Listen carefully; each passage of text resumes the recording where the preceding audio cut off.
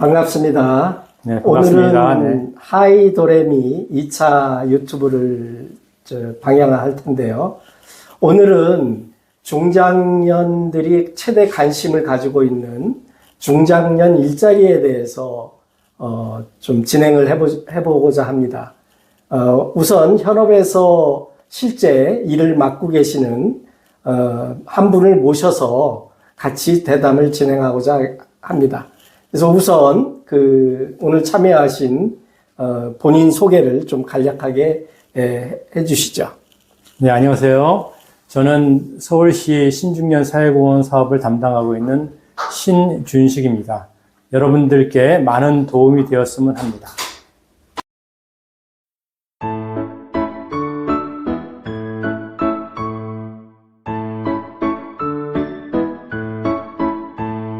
주된 일자리를 마치고 나와서 신중년들이 새롭게 진입하는 중장년 일자리는 주된 일자리하고는 조금 차이가 있을 걸로 보이는데, 중장년 일자리의 어떤 개념 그리고 특징에는 어떤 부분들이 있는지 좀 설명을 부탁드립니다. 네네. 중장년의 일자리 의미는 주된 일자리에 나와서 본인이 관심 있는 사회적 경제 분야에서 약간의 보수를 받고 본인의 전문 경험과 능력을 활용하는 일자리입니다. 이는 N잡로서 여러 가지를 병행할 수 있습니다.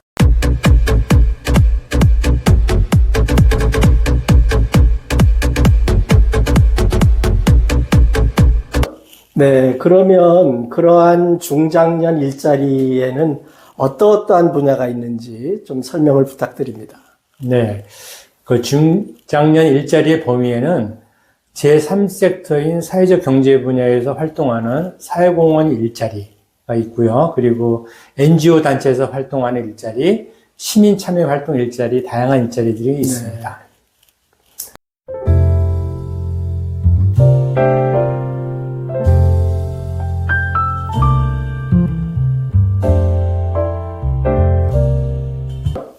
그러면 실제로 신중년들이 그러한 중장년 일자리에 이제 관심이 있을 경우에 거기에 참여하기 위해서는 사전에 준비해야 할 사항들이 여러 가지가 있을 거라고 보이는데, 어떠한 준비 과정을 거치는 게 필요할까요? 네.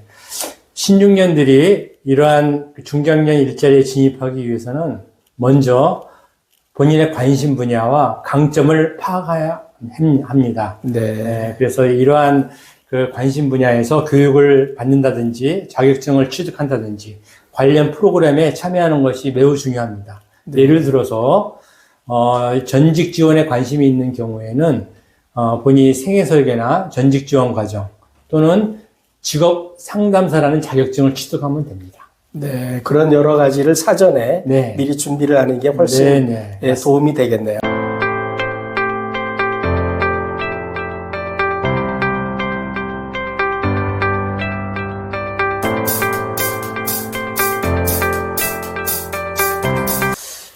얘기를 들어보니까 중장년 일자리가 다양하게 여러 가지 분야가 있는데, 그 중에서도 특히 사회공헌 일자리에 대해서 관심이 많을 텐데, 그러한 사회공헌 일자리에 대한 내용을 조금 더 구체적으로 설명을 해주시기 바랍니다. 네. 사회공헌 일자리는 본인의 전문 경험을 활용하는 일자리인데, 고용노동부의 경력형 일자리, 지방자치단체의 신중년 사회공헌 사업 일자리가 있습니다.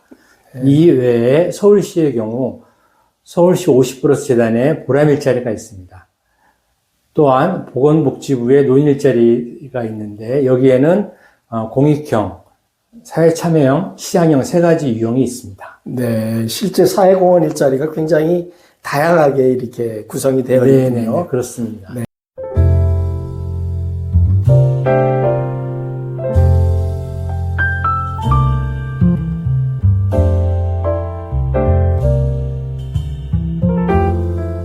그러면 실제 신중년들이 그러한 사회공헌 일자리에 참여하고 싶을 때 실제 어떠한 접근 방법을 통해서 참여할 수 있는지, 그런 부분들에 대해서 좀 간략하게 좀 도움의 말씀을 줄 수 있을까요? 네네.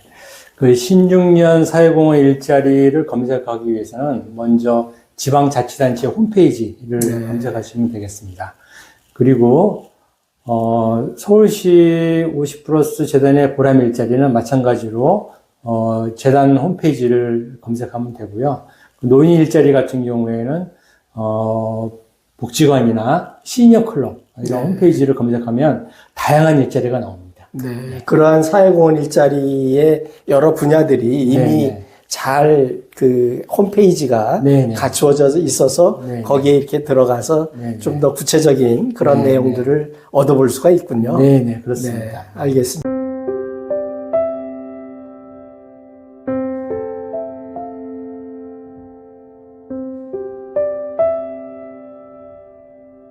실제 그 사회공헌 일자리를 추진하다 보면 성공한 사례도 있고 또 실패한 사례도 있고 할 텐데 그러한 어떤 사회공헌 일자리에 성공했던 사례 또 실패했던 사례 뭐 이런 부분들을 좀 간략하게 소개해 주시면 좋겠네요. 네네네. 그 사회공헌 일자리는 본인의 관심 분야와 재능에서 이제 출발하는 건데 네. 이러한 관점에서 시작한다면은 충분히 성공할 수 있습니다. 그렇지만 이를 고려하지 않고 보수나 급여에 관심을 갖고 접근한다면은 실패하는 경우가 많이 있습니다. 제가 아는 A 씨는 도시농업에 관심이 많아서 관련 교육을 받고 전문 자격증을 취득한 이후에 현재 NGO에서 성공적으로 활동하고 있습니다. 네. 그렇지만 B 씨의 경우에는 이를 고려하지 않고 참여하여서 NGO에서 활동하다가 중단한 사례가 있습니다. 네. 그리고 궁극적으로 보면 뭐 보수보다는 네. 사회공헌의 가치에 맞는 네. 그런 마음 자세가 더 중요하다. 그렇죠. 이렇게 볼 수가 있겠네요. 네네네, 맞습니다. 네, 네. Microshot.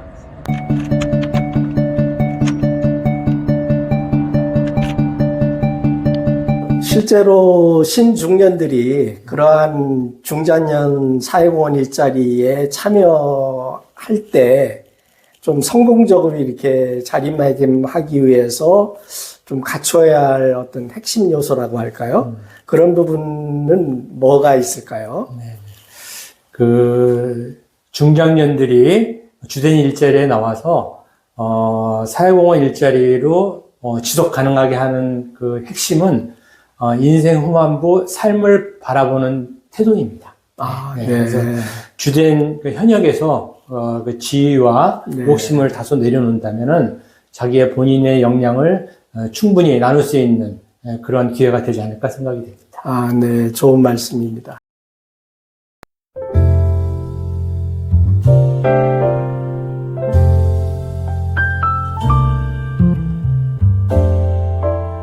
지금까지 전문가분을 모시고 중장년 일자리에 대한 개요, 그리고 특징에 대해서 또 실제 앞으로 관심이 있는 신중년들이 어떻게 접근을 해서 사회공헌 일자리를 참여할 수 있는지 하는 부분에 대해서 살펴봤습니다.